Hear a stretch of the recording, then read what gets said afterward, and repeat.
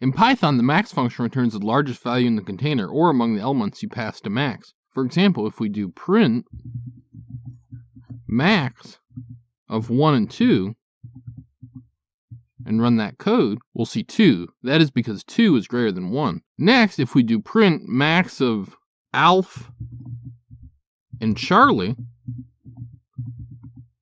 and run that code, we'll see Charlie. That is because lowercase c comes after lowercase a, ASCII graphically. We'll come back to what that means a bit later. After that, if we do print max of Alf and Charlie with an uppercase C, we'll see Alf. That is because lowercase a comes after capital C, ASCII graphically. Now's the time we'll come back to that. If we print ORD of lowercase a and ORD of lowercase c, and ORD of capital A, and ORD of capital C, and run that code, we'll see 97, 99, 65, and 67. ASCII assigns numbers to corresponding characters. The capital letters have smaller values than the lowercase letters. Next, we'll print max of Alf and Charlie with a capital C with a key of stir.lower. If we run this code, we'll see Charlie. The keyword argument is a function that temporarily modifies all the arguments, where max does a comparison after the modification. In our example, this means we can do alphabetical comparison and not worry about the casing of the string. Okay, so what if we pass a container to max? Print max of a list with 1 and 2. If we run this code, we'll see 2. Next, what if we pass an empty list to max? Print max of an empty list with default equals 67. If we run the code, we'll see 67. Default is a keyword argument that denotes the value to return if the container is empty. Last, we'll reinforce that key can truly temporarily modify elements any way you'd like.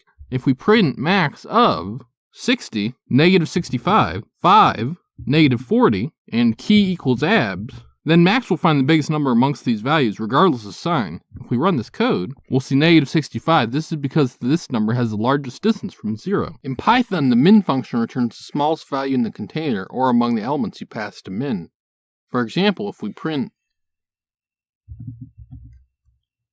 min of 1 and 2 and run the code, we'll see 1. That is because 1 is less than 2. Next, if we do print min of Alf and Charlie and run that code, we'll see Alf. That is because lowercase a comes before lowercase c, ASCII graphically.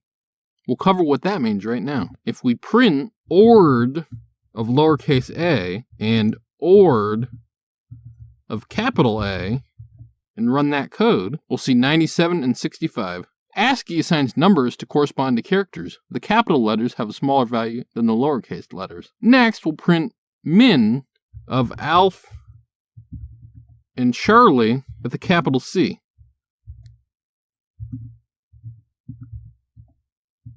With a key of stir.lower. If we run this code, we'll see Alf. The key keyword argument is a function that temporarily modifies all the arguments, where min does a comparison after the modification. In our example, this means we can do alphabetical comparison and not worry about the casing of the string. Okay, so what if we pass a container to min? Print min of list with 1 and 2. If we run this code, we'll see 1. Next, what if we pass an empty list to min? Print min of an empty list with default equals 67.